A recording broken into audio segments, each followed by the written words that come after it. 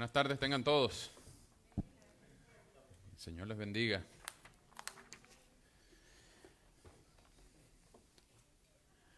Hemos estado estudiando una serie llamada El Gran Panorama Divino y ha sido una bendición empezar desde Génesis 1:1 y ya vamos a casi la mitad del libro.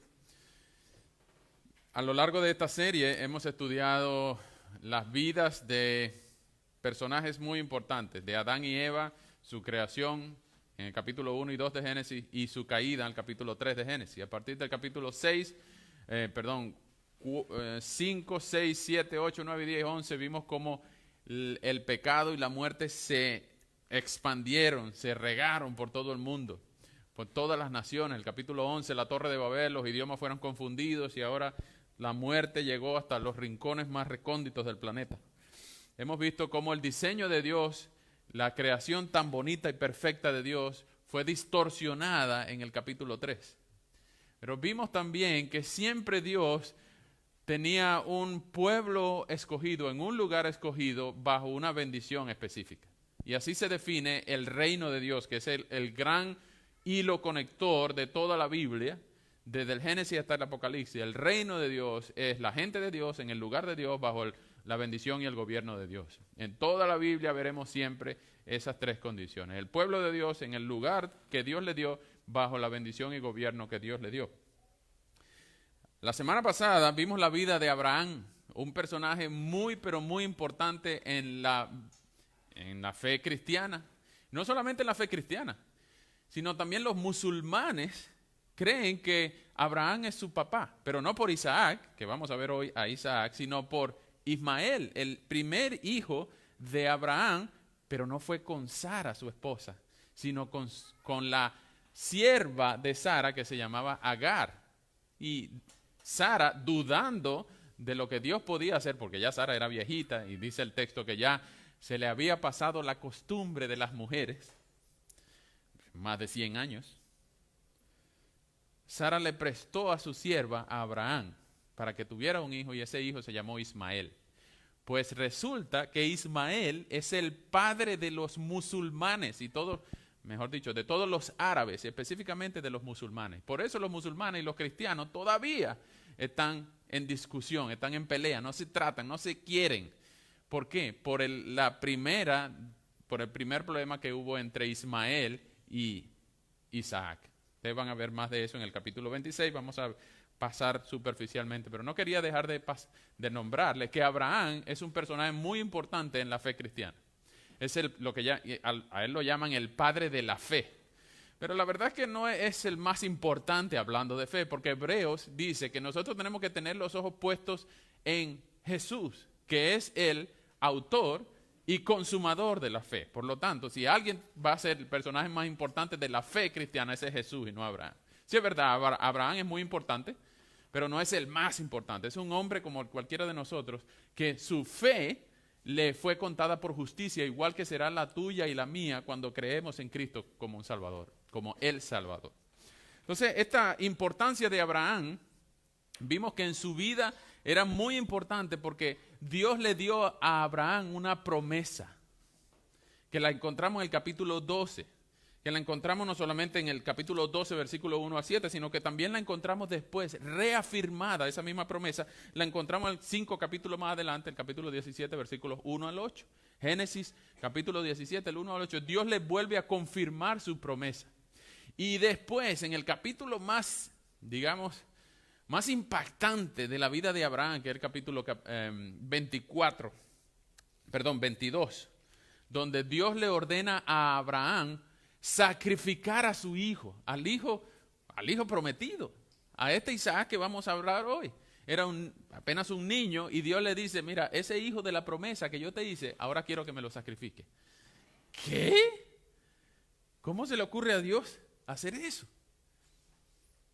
Esa es la historia del capítulo 22, les aconsejo que la lean y ustedes entiendan, no puedo detallarles todo porque ese capítulo cae dentro de la vida de Abraham porque es una prueba. El versículo 2 dice que era una prueba que Dios le dio a Abraham.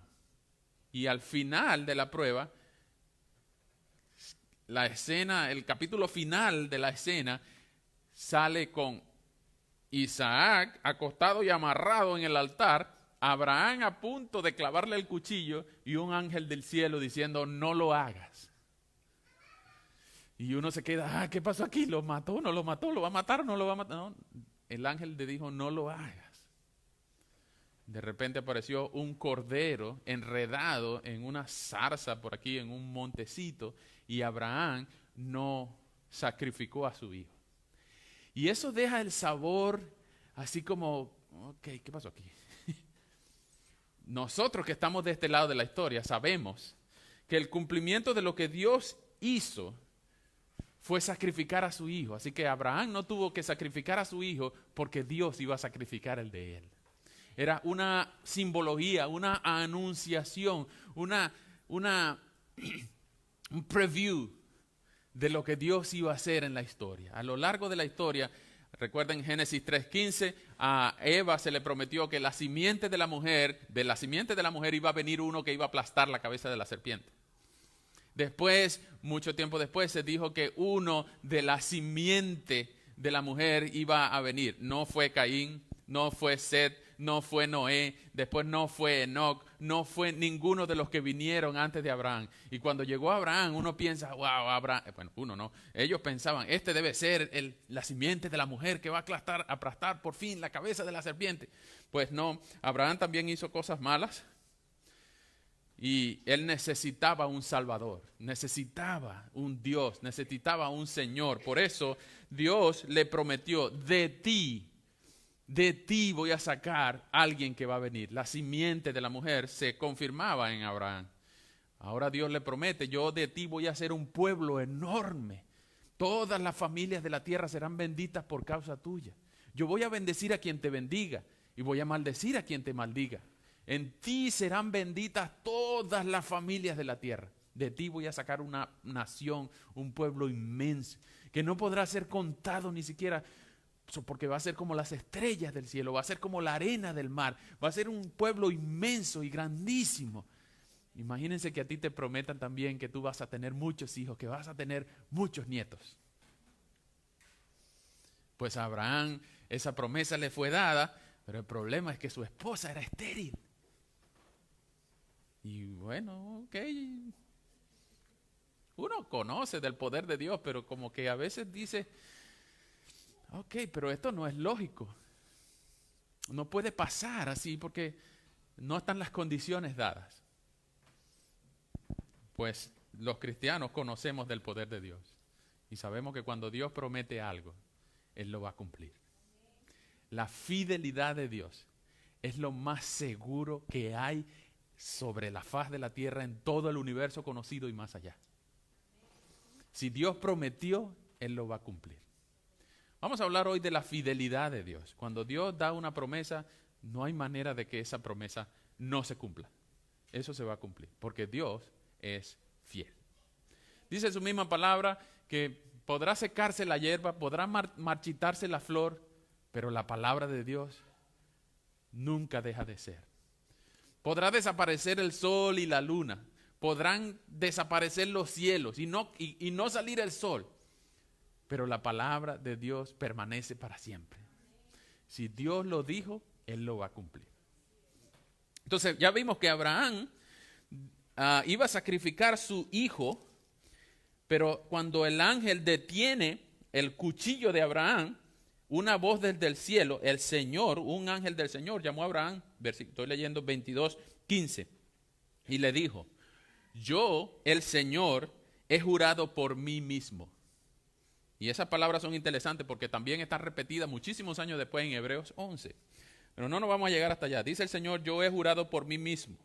Por esto que has hecho de no negarme a tu único hijo, ciertamente te bendeciré. Otra vez repite la promesa.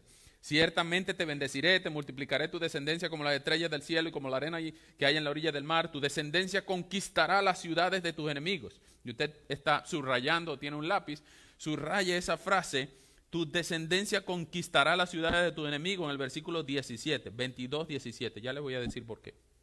Eso es lo mismo que le desean los hermanos, el hermano y el papá y la mamá de Rebeca, ya vamos a ver, cuando la despide.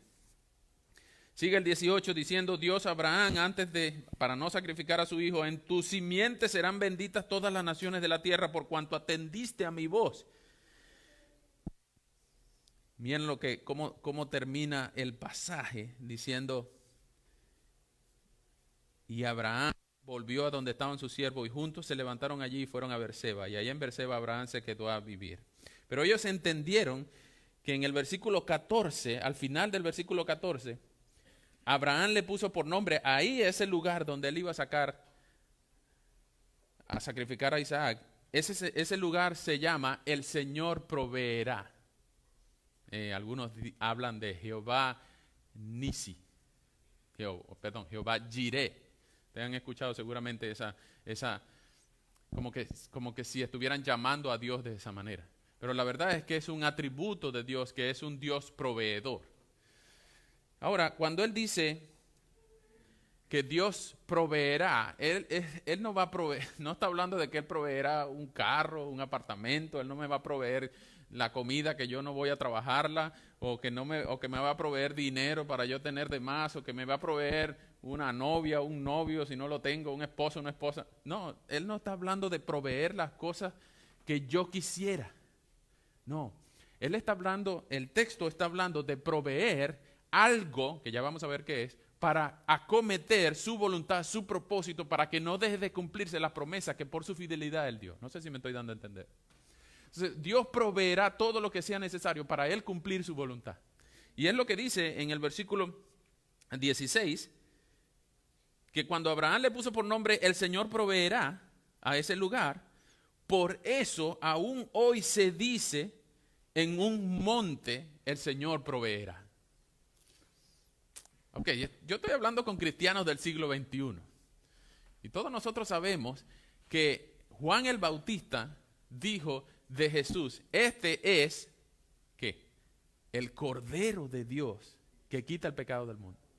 Y 20 capítulos después, ese Cordero murió por los pecados de todos los que creerían en Él en un monte que se llamaba Calvario. Cuando vemos lo poquito que Dios estaba revelando, su plan eterno, su plan de redención eterna, Dios en capítulo 22, versículo 16 está diciendo, yo voy a proveer un cordero en un monte. Esta profecía se cumplió en la vida de Jesús cuando Él murió en el monte Calvario. Entonces no es casualidad que todas las promesas que Dios le dio a Adán, a Eva, a Noé, ahora a Abraham, se cumplen porque Dios es fiel. Él está creando está acometiendo un plan diseñado, dice la Biblia, dice en otra parte del texto, ese plan fue creado antes de la fundación del mundo. Y ese plan se está cumpliendo poco a poco. Si ustedes le preguntaran a Abraham o incluso a Isaac, que estaba ahí amarrado, ¿qué significa eso de que él proveerá un cordero en un monte? Seguramente ellos dirían, no sé, porque ellos no tenían la revelación completa. Ellos no tenían el libro de Dios escrito. Nosotros sí podemos saber la relación que hay entre el cordero que se enredó cerquita de Isaac para que fuera crucificado, y ahora vemos a Jesús en la cruz, un cordero crucificado en un monte. Dios no permitió que Abraham sacrificara a su hijo porque Dios ya sabía que él sí iba a sacrificar el suyo. Por eso dice, yo juré por mí mismo, porque no había nadie más grande que Dios por quien él pudiera jurar su fidelidad. Cuando uno jura comprando la credibilidad de otra persona. Los que juran dicen, por este puñado de cruces, o por mi Madre Santísima, o por Diosito, o por quien quieran. ¿Por qué? Porque su credibilidad no vale nada. Por eso tiene que jurar. Tiene que jurar por una entidad, una persona de mayor credibilidad. Y compra esta credibilidad diciendo, te juro. Pero Dios no necesitaba una entidad de mayor credibilidad, porque Dios, no hay nadie más creíble y más fiel que Él. Él dice, yo juré por mí mismo. Y eso es el capítulo, digamos, final de la historia de Abraham, aunque todavía no se ha muerto, pero ahora empieza a seguir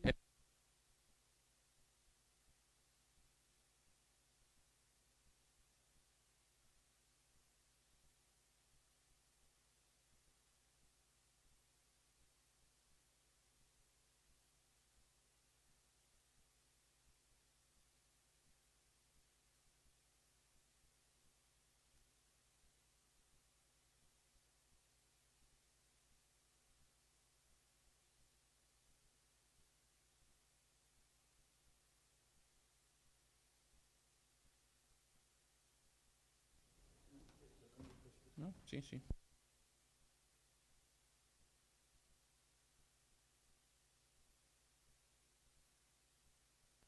Cuando ustedes van al Museo de la Biblia, aquí en Washington, D.C., ustedes van a ver que se narra toda la historia del Antiguo Testamento en lo que ellos llaman la Biblia hebrea. Ellos no lo llaman Antiguo Testamento porque muchos de los inversionistas del Museo de la Biblia, muchos de los que aportaron dinero fueron judíos.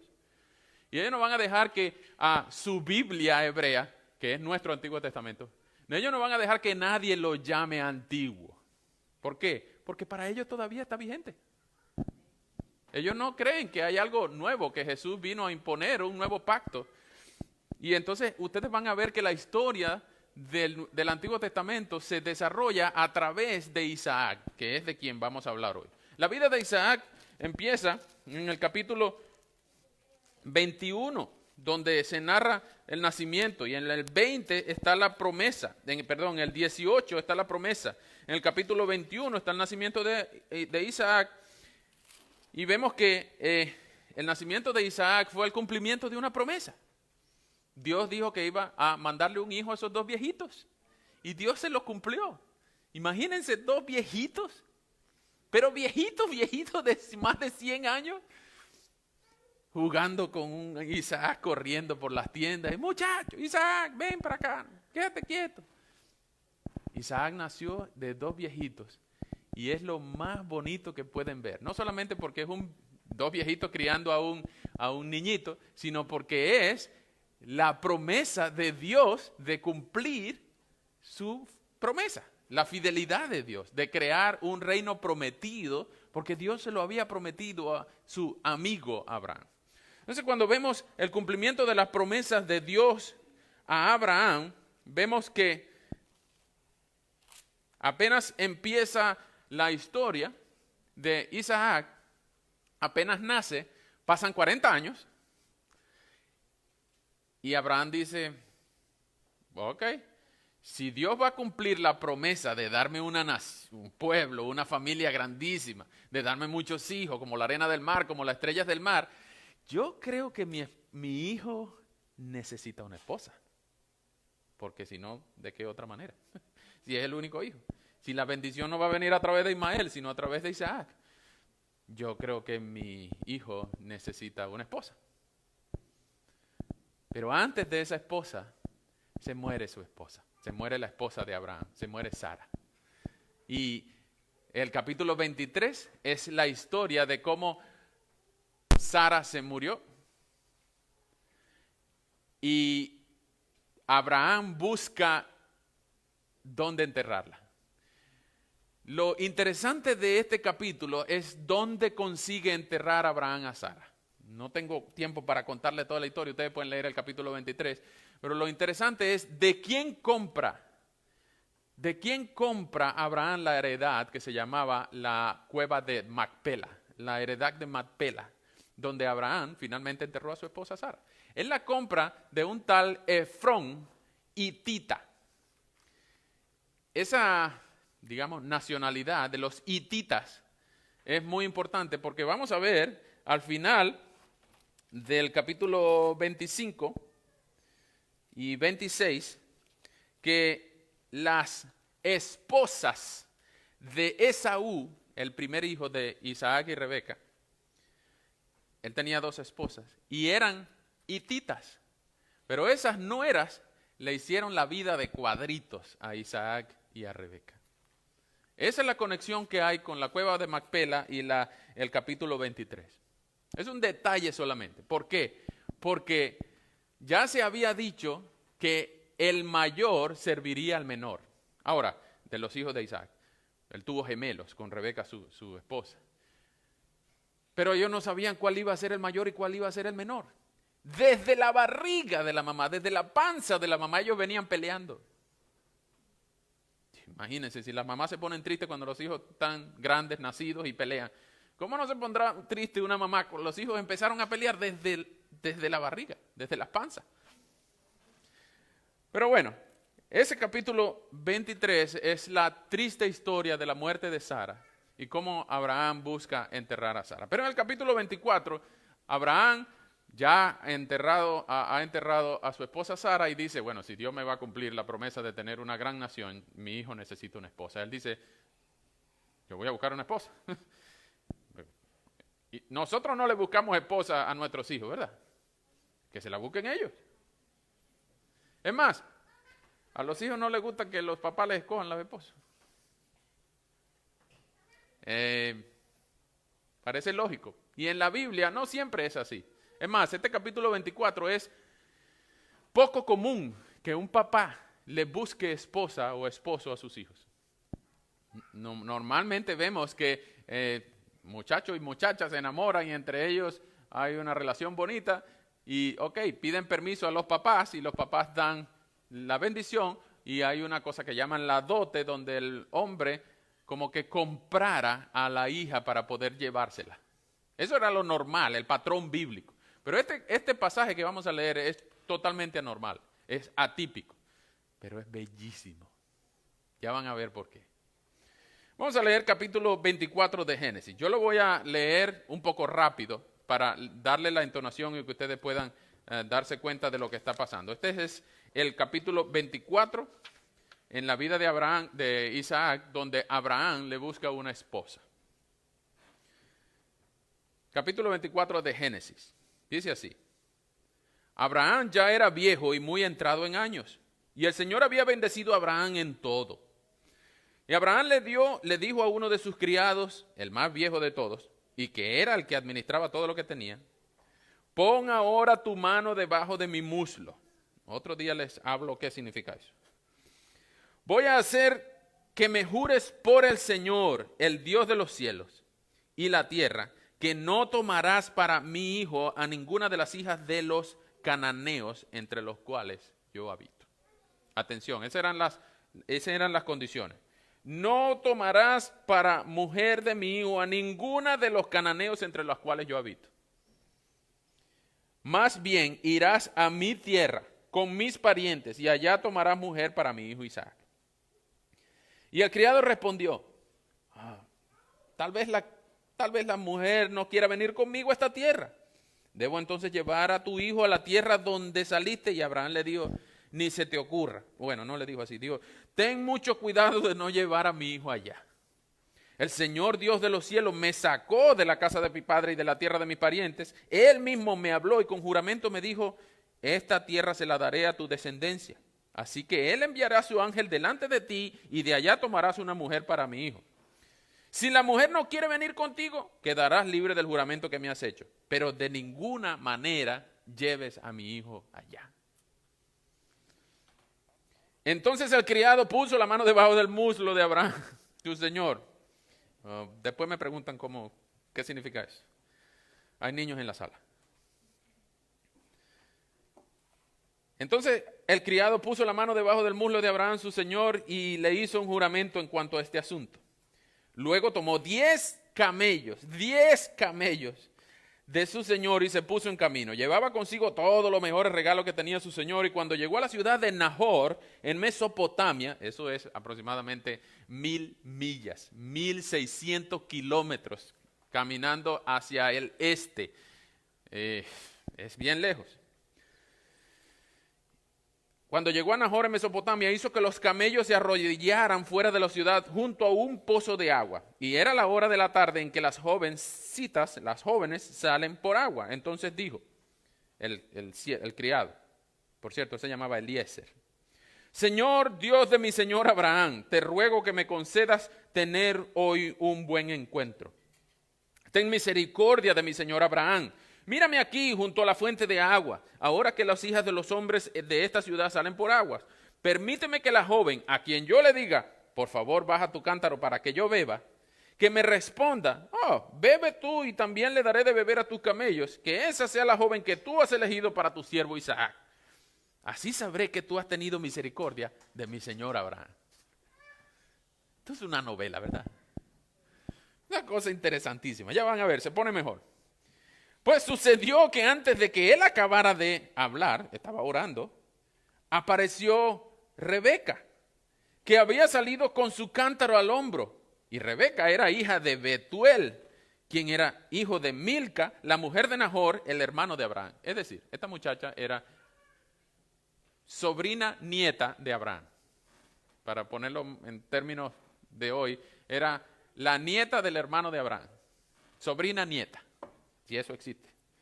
Esta joven era de aspecto muy hermoso y aún virgen, pues no había conocido ningún varón. Ella bajó a la fuente, llenó su cántaro y se dispuso a volver. Pero el criado corrió hacia ella y le dijo: te ruego que me des de beber un poco de agua de tu cántaro. Y ella respondió: bebe, señor mío. Y presurosa bajó el cántaro que llevaba y le dio de beber. Y cuando acabó de darle de beber, dijo: también sacaré agua para tus camellos hasta que acaben de beber. Oh, momentico, tiempo. Vamos a detener la lectura aquí. Esos animalitos beben bastante agua. Y ustedes saben que en el desierto es muy difícil encontrar agua. Por eso los camellos beben bastante agua. Ellos tienen un metabolismo extraño porque ellos son animales del desierto. Y por eso beben aproximadamente, en cada parada, beben aproximadamente 50 litros de agua. Y eran 10. Más la caravana de gente. El cántaro no podía pesar más de 5 kilos. Es decir, que Rebeca debió haber hecho unos 60 o 70 viajes al pozo y tirar el cántaro, sacar el agua, 60 o 70 veces para darle de beber a toda esa multitud y a todo ese montón de animalitos. Las dos cosas que pudiéramos decir de Rebeca, o tres mejor dicho, una que era bonita porque el texto lo dice, era muy hermosa. Segundo, que era muy servicial, porque ¿quién se va a poner en este plan en medio del desierto a esa hora? Y tercero, que era como una maratonista, era atlética, era algo que podíamos decir nosotros, esa mujercita tenía fuerza. Porque 70 veces el cántaro, ir y venir para llevarlo, y camellos. Ok, ya ustedes entienden la idea. Cuando rápidamente vació su cántaro en el bebedero y todavía corrió al pozo para sacar agua y sacó para todos los camellos. Y el hombre estaba admirado de ella, ¿quién no? Pero callaba para saber si el Señor había prosperado su viaje o no. Recuerden su oración. Cuando los camellos acabaron de beber, el hombre le dio a ella un pendiente de oro que pesaba 5 gramos y 2 brazaletes que pesaban 100 gramos. Y le dijo: dime por favor de quién eres hija. ¿Y habrá en la casa de tu padre un lugar donde podamos pasar la noche? Ella le respondió: yo soy hija de Betuel, el hijo que Milca tuvo de Nahor. Imagínense los ojos del criado de Abraham. ¡Wow! Yo soy hija de Betuel, el hijo que Milca tuvo de Nahor. Y añadió: además en nuestra casa también hay paja y mucho forraje y lugar para pasar la noche. Entonces el hombre se inclinó y adoró al Señor y dijo: bendito sea el Señor, el Dios de mi amo Abraham, que no le negó a mi amo su misericordia y su verdad, pues me puso el Señor en su camino a la casa de los hermanos de mi amo. Y Rebeca corrió, le dije que era maratonista. Rebeca corrió a la casa de su padre y contó allí estas cosas. Ella, Rebeca, tenía un hermano que se llamaba Labán, y Labán salió corriendo, porque era una familia de maratonistas. Labán salió corriendo a ver el hombre que estaba junto a la fuente. Y es que vio el pendiente y los brazaletes en las manos de su hermana cuando dijo: así me habló aquel hombre. Y Labán salió a ver ese hombre y lo encontró junto a la fuente con los camellos. Y entonces le dijo: bendito sea el Señor, ¿por qué te quedas afuera? Ven, que ya hemos preparado la casa y el lugar para los camellos. Dense cuenta que él está haciendo todo bienvenida y toda esta cosa tan maravillosa porque le vio los aretes y los brazaletes a su hermana Rebeca. Ustedes van a conocer la semana que viene quién era Labán. No vamos a hablar de Labán hoy, pero es un personaje muy interesante. El hombre fue a la casa y Labán desató los camellos y les dio paja y forraje. El hombre y a quienes lo acompañaban les dio agua para que se lavaran los pies y les sirvieron de comer. Pero él dijo, este es el criado: no comeré hasta que yo haya dicho lo que tengo que decir. Y Labán le dijo: habla. Bueno, el hombre, el criado, dijo: yo soy criado de Abraham, y el Señor ha bendecido mucho a mi amo, y lo ha engrandecido, y le ha dado ovejas, vacas, plata, oro, siervos, siervas, camellos y asnos. Sara, la mujer de mi amo, tuvo en la vejez un hijo de mi señor, y mi señor le ha dado a su hijo todo cuanto tiene. Mi amo me puso bajo juramento y me dijo, no tomes para mi hijo una mujer de ninguna de las hijas de los cananeos en cuya tierra habito, más bien irás a la casa de mi padre con mis parientes y allí tomarás la mujer para mi hijo. Y yo le dije, tal vez la mujer no quiera seguirme. Entonces él me respondió, mi amo Abraham, yo he andado siempre en presencia del Señor, así que Él enviará su ángel para que vaya contigo y prospere tu camino. Y tú tomarás para mi hijo una mujer de mi familia y de la casa de mi padre, y así quedarás libre del juramento. Si vas con mi familia y ellos no te dan a la joven, entonces quedarán libres de mi juramento. Hoy, al llegar a la fuente, yo dije, orando, Señor Dios de mi señor Abraham, si tú quieres, prospera el camino por el cual ando. Aquí estoy ahora, junto a la fuente de agua. Permite que la joven que salga por agua y a la que yo le diga, por favor, dame de beber un poco de agua de tu cántaro, me responda. Bebe, sacaré también agua para tus camellos. Que sea esta la mujer elegida por ti, Señor, para mi hijo, el hijo de mi Señor. Y antes de que yo terminara de hablar en mi corazón, vi que Rebeca salía con su cántaro en el hombro y que bajaba a la fuente y sacaba agua. Entonces le dije, te ruego me des de beber. Y enseguida ella bajó su cántaro y me dijo, bebe. Y también le dio de beber a mis camellos. Y yo bebí y también mis camellos les dio de beber. Entonces le pregunté, ¿de quién eres hija? Y ella me respondió, soy hija de Betuel, el hijo de Nahor, el hijo que Nahor tuvo con Milca. Y yo le puse un pendiente en la nariz y brazaletes en sus manos. Luego me incliné y adoré al Señor. Bendije al Señor Dios de mi señor Abraham por haberme guiado por el camino de verdad para tomar para su hijo la hija del hermano de mi señor. Y ahora, si ustedes van a tratar a mi Señor con misericordia, verdad, díganmelo. Y si no, díganmelo también, así sabré a qué atenerme. Labán, el hermano de Rebeca, y Betuel, el papá de Rebeca, le respondieron así. Esto viene del Señor. Y no podemos decirte ni bueno ni malo. Aquí tienes a Rebeca, tómala y vete, y que sea la mujer del hijo de tu Señor, tal y como lo ha dicho el Señor. Hasta aquí la historia va. Es una novela completa. Esto es para hacer 10 capítulos. Cuando el criado de Abraham le oyó decir esta palabra, se inclinó otra vez. Este es un tipo que oraba muchísimo. Se inclinó otra vez hasta el suelo delante del Señor y luego sacó el criado las alhajas de oro, la plata, los vestidos y se los dio a Rebeca y también le dio a su hermano y a su madre y le dio muchas cosas preciosas.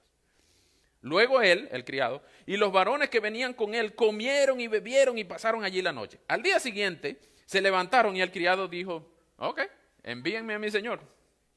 Pero su hermano y su madre le respondieron, que se quede la joven con nosotros por lo menos unos 10 días, menos 10 días, y después de eso partirá. Una cosa lógica, ¿verdad? Oye, ya se va a ir 1000 millas para allá oeste, y no la vamos a ver más nunca, y de hecho no la vieron más nunca.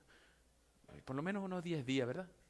Para despedirnos bien, para hacer un sancocho y para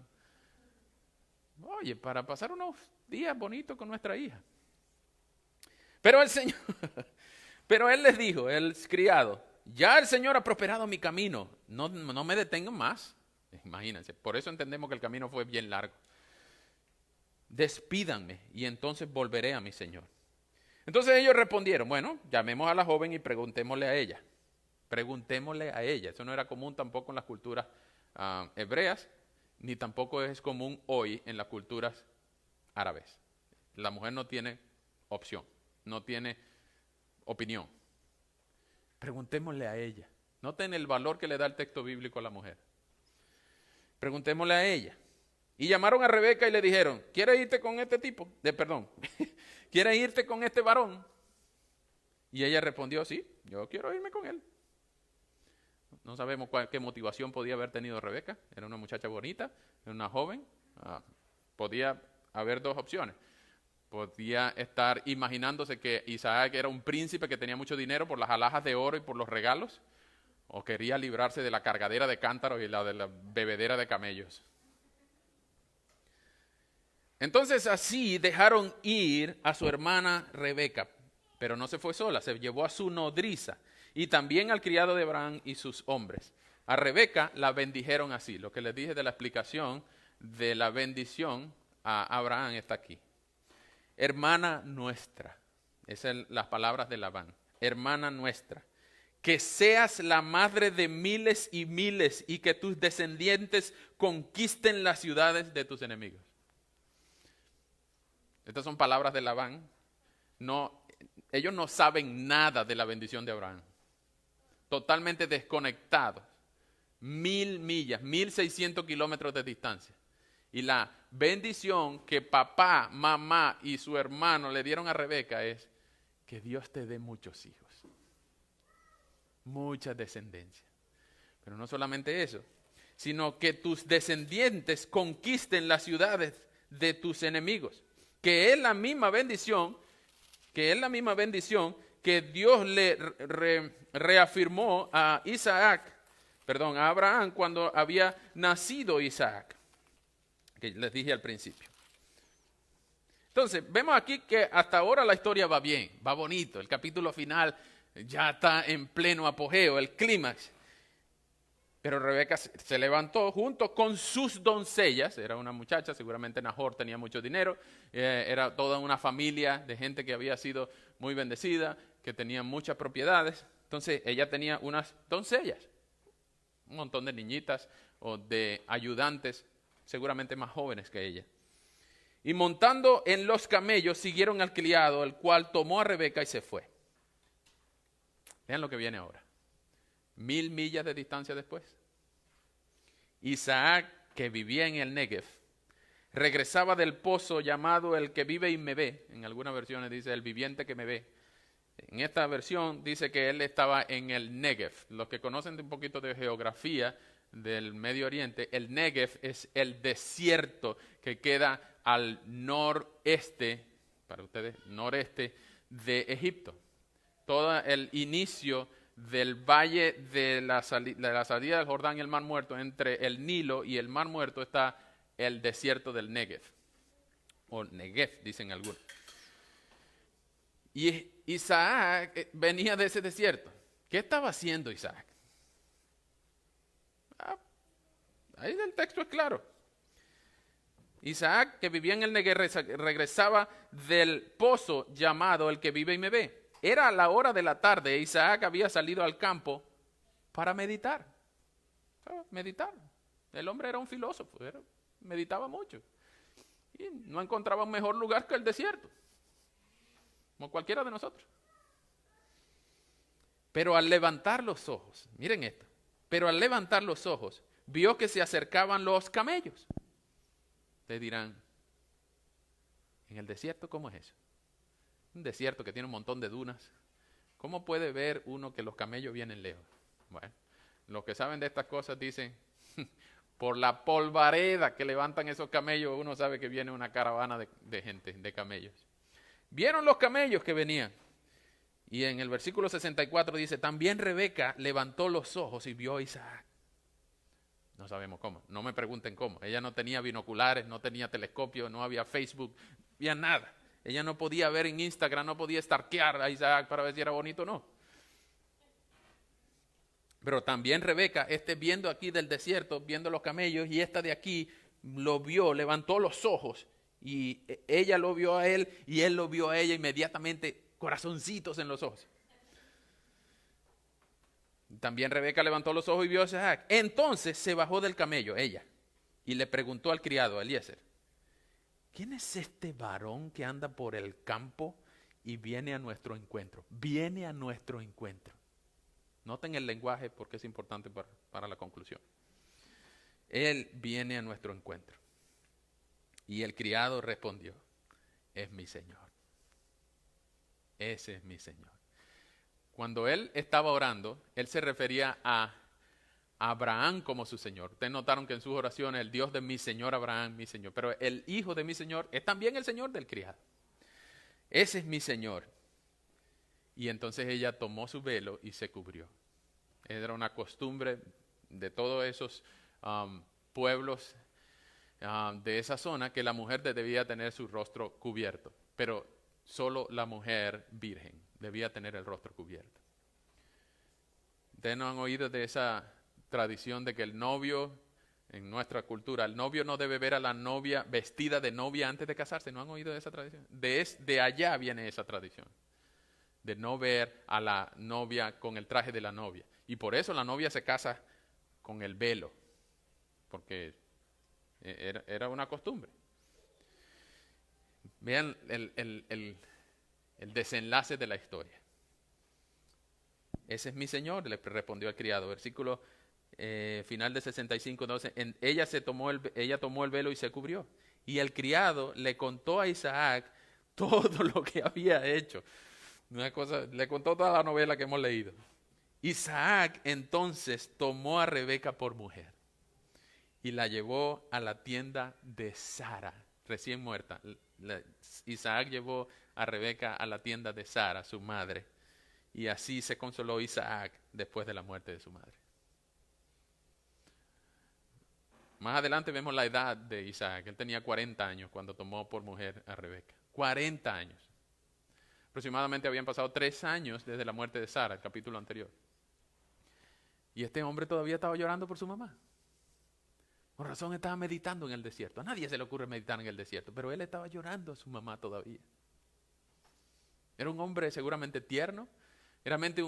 Seguramente el evento del altar y el sacrificio antes del marcó su vida y era un hombre pensador, un hombre simple, un hombre que no vemos en su hoja de vida, no vemos que hablaba con Dios como su papá sí, pero seguramente su papá les traspasó de generación a generación, como dice la canción, la enseñanza de que, hijo, existe Dios. Hijo, nosotros recibimos una promesa. Yo recibí una promesa. Y él me dijo que esa promesa de darme una familia grandota, un pueblo grandote, muchas naciones, iba a venir a través de ti. No a través de tu medio hermano Ismael. Esa bendición Dios la va a cumplir a través de ti. Imagínense la carga que tendría Isaac. Pues yo tengo que amar a esta mujer bien, yo tengo que quererla, yo tengo que tratarla bien porque Dios va a cumplir su promesa a través de mí. Una carga emocional seguramente bien grande. Pero todo esto pasa. Porque Dios prometió un pueblo, una bendición, una esperanza, un reino, una tierra a Abraham. Y el cumplimiento de la promesa de Abraham, nosotros lo vemos que fue inmediato. No a través de Ismael, sino a través de Isaac. La semana que viene vamos a ver qué pasó con Isaac, cuáles son los descendientes de Isaac. Vemos también que Abraham se volvió a casar. Estaba viejito, pero se volvió a casar. Ustedes van a ver que Abraham es un tipo interesante. Después de viejo, se volvió a casar. Y tuvo varios hijos con Cetura. Y a todos ellos les dio muchos regalos, les proveyó para sus vidas, para sus nietos, para sus descendientes. A todos ellos, incluso a Ismael y a Agar, a todos ellos les dio muchas posesiones. Pero todo lo que tenía, la bendición de la promesa de Dios, era para Isaac. En otras palabras, y a manera de conclusión, Isaac es el hijo de la promesa. Isaac es el hijo de la promesa. Y es el hijo donde Dios cumplió la promesa que le dio a Abraham, su papá. Vemos que la promesa de Dios a Abraham está en el capítulo 12, en el capítulo 17 y también en Hechos 7. Es revalidada, reconfirmada la promesa a Abraham. Pero ustedes dirán, bueno, ¿y por qué Dios no hace lo mismo con Isaac? Claro que hizo lo mismo con Isaac. Yendo al capítulo 26, a partir de los versículos 3 al 5, dice Dios a Isaac, el Señor se le apareció y le dijo, no vayas a Egipto. Ahí hubo un malentendido. Ustedes pueden leer eso en casa. Pero el Señor le dijo, se le apareció y le dijo, no vayas a Egipto, quédate a vivir en la tierra que yo te diré.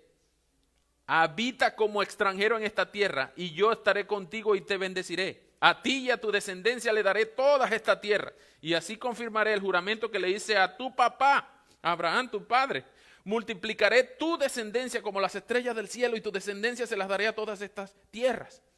Todas las naciones de la tierra serán benditas en tu simiente. Dios confirma la promesa que le hizo a Abraham, se la confirma a Isaac. Por eso el Nuevo Testamento y el personaje que vamos a conocer la semana que viene, que no quiero darle muchos detalles para que ustedes queden así con la expectativa de la novela, a ese Dios lo llaman el Dios de Abraham, de Isaac y de Jacob. No solamente el Dios de Abraham, no, sino que el Dios de Abraham también fue personal para Isaac. Ahora, ¿qué tiene que ver todo eso con nosotros? Ok, ya vimos la historia, ya conocimos a Isaac, ya conocimos las promesas de Dios, ya sabemos de la fidelidad, pero ¿qué tiene que ver eso con nosotros? ¿Cómo aplicamos este texto en nuestra vida hoy? Ok, muy interesante la pregunta. Bueno, primero que Dios sigue siendo el mismo. Dios no ha cambiado. La promesa de Dios a Abraham es la misma y se mantiene. Y ustedes dirán, ok, pero eso fue para Abraham, eso no fue para nosotros. Todos los que entienden la fe cristiana entienden que la iglesia es la simiente de Abraham. Es la continuación del pueblo de Dios en el Nuevo Testamento. La iglesia de Dios es la simiente de Abraham. Es el pueblo de Dios. ¿Dónde está eso? Vengan conmigo. En el Nuevo Testamento, en Gálatas, acompáñenme por favor, en Gálatas 4.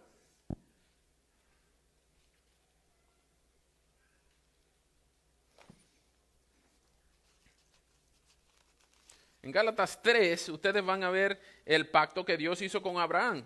3:6 dice, así Abraham creyó a Dios y le fue contado por justicia. Sepan por tanto que los que son de la fe son hijos de Abraham. Los que han creído en Cristo como Señor también son hijos de Abraham. También Jesús lo dice en el Evangelio. Pero vean lo que dice específicamente en el 4:28 de Gálatas. Gálatas 4, versículo 28. Y si ustedes se van a llevar algo hoy, no se acuerdan de más nada, acuérdense de lo que Pablo le dijo a los hermanos de las iglesias de Galacia. Un montón de gente que recuerdan todo la carta a los Gálatas como para ellos, que es también por extensión ahora a nosotros. 4:28. Así que hermanos, estamos nosotros incluidos ahí. Hermanos, nosotros, como Isaac, también somos hijos de la promesa. Si las promesas que Dios le hizo a Abraham se las cumplió a Isaac, pues las promesas que Dios les hizo a Abraham y se las cumplió a Isaac, también Dios nos va a cumplir sus promesas a nosotros. Nosotros no estamos lejos de la promesa, somos parte de la promesa. Y el reino de Dios se ha cumplido en el Edén, antes de Babilonia, durante el cautiverio, durante todo el exilio, durante el silencio intertestamentario, durante la era apostólica, y hoy en día la iglesia del Señor sigue siendo el pueblo de Dios en el lugar que Dios nos dio bajo el gobierno y la bendición de Dios. No hay manera que la fidelidad de Dios no se mantenga. No hay manera que las promesas que Dios dio no se cumplan. Dios es fiel y Él cumple sus promesas. Por lo tanto, hermanos, ustedes podrán decirle, y por ahí alguien dice, Isaac es una tipología de Cristo. En la literatura narrativa se usan muchas tipologías. De hecho, vimos la tipología del sacrificio frustrado de Isaac con el sacrificio cumplido de Cristo. Es una simbología, porque el cordero que no, el hijo que no fue sacrificado en el monte Moriah, sí fue cumplido en el cordero que fue sacrificado en el monte Calvario. Esa es una tipología de Abraham con Cristo. Pero alguien fue un poquito más allá. Bueno, no solamente Isaac es la simbología de Cristo, sino que Rebeca es una simbología de la iglesia. Pues porque ella quiso venir y esa se sometió. Si Cristo es Isaac, entonces la iglesia es Rebeca. Alguien fue más allá incluso. Y dijo, bueno, entonces el criado, el Eliezer, es el Espíritu Santo que le trajo la esposa, que la esposa de Cristo es la iglesia. Entonces el Espíritu Santo es el que le trae la iglesia a su esposa, a Cristo. Y no solamente eso, más allá, los regalos que el Eliezer, el criado, le dio a Rebeca y a la familia fueron los dones del Espíritu Santo. Eso es una ofensa a la hermenéutica bíblica. Cuando yo leí eso, inmediatamente le comenté, creo que tienes A en imaginación, pero F en teología. No se puede tratar la Biblia así. El texto no dice que Eliezer era el Espíritu Santo, que los regalos eran los dones, que Rebeca es una representación de la iglesia, ni que Isaac era Cristo. Y queda hasta bonito, queda romántico, pero es una ofensa al texto si nosotros decimos eso, porque el texto no lo dice. No podemos imponer al texto nuestras presuposiciones, más bien tenemos que sacar del texto que Dios es fiel, que la promesa que Dios le dio a Abraham se la pasó a Isaac. Isaac fue fiel en pasarla a sus hijos, aunque lo engañaron. Pero la fidelidad de Dios se mantuvo. La promesa de Dios se mantuvo. No hay manera de que las promesas de Dios no se cumplan. ¿Y saben qué? Dios te ha dado también a ti buenísimas y grandísimas promesas. Él dijo que no te iba a desamparar. Él dijo que estaría contigo. Él dijo que no te abandonaría, que Él te sostendría, como cantamos, que Él te sustentaría con la diestra de su justicia, que todas las promesas del Señor son en Cristo sí y amén, que nosotros podemos disfrutar de la relación con Dios de la misma que tenía Adán como a través de Cristo. Y si tú estás en Cristo, tú tienes la bendita y más segura esperanza de que del día que te toque morir, tú vas al cielo, tú vas a estar por siempre y por toda la eternidad con Cristo. Pero si tú no estás en Cristo, si la seguridad de tu salvación no es una promesa a la que tú te aferras o no te has aferrado, yo te invito con mucho cariño a que vengas a Cristo, que abraces la cruz, que ames al Cristo resucitado. Él murió para dar salvación, para dar perdón de pecados, para restaurar la relación quebrada, rota que había entre nosotros y Dios. ¿Cómo se hace eso? Pues ama a Cristo, arrepiéntete de tus pecados, déjalos atrás, ven a la cruz y dile: Señor, yo necesito salvación, por favor, sálvame, sálvame, ten misericordia de mí. La Biblia promete, Dios promete que todo el que en Él cree no se va a perder, sino que va a tener vida eterna. Y recuerden, la fidelidad de Dios se mantiene por siempre. No hay manera de que las promesas de Dios no se cumplan. Vamos a orar.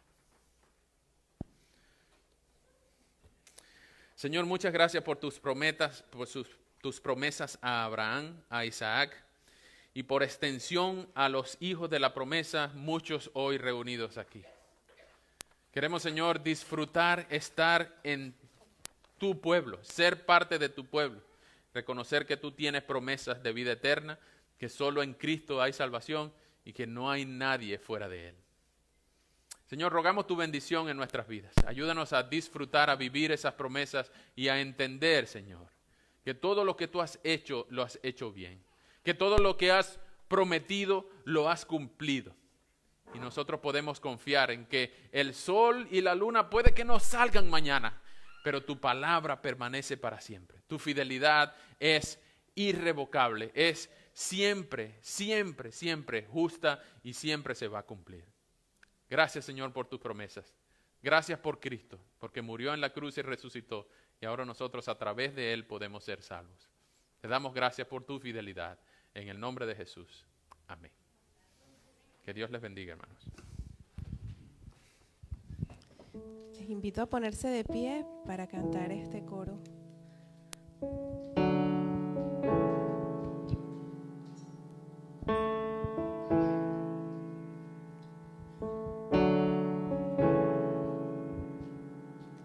Es su forma de mirar, viendo todo bien o mal, aún así Él cubre mi pesar, por probar su fidelidad. Es la forma en que provee toda mi necesidad, hasta su vida derramar.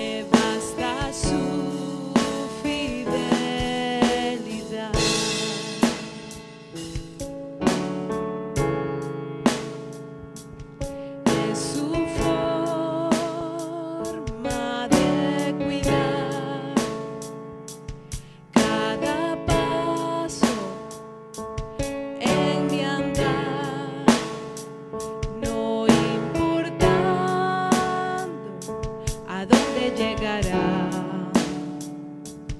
Por probar su fidelidad. Fidelidad, su fidelidad, tan profunda, tan real. En mi vida y caminar, me basta su fidelidad. Me basta su fidelidad.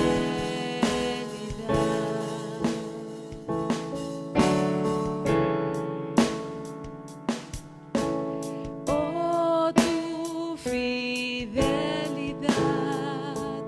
oh, tu fidelidad, cada momento la veo en mí. Nada me falta, pues todo provees. Grande Señor es tu fidelidad.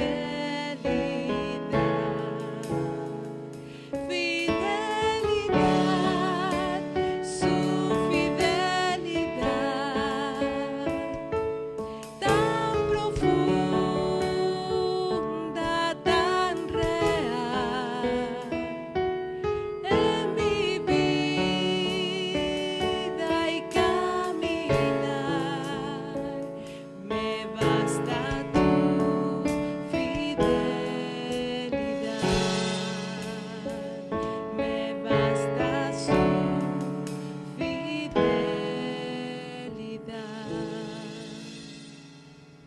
Amén.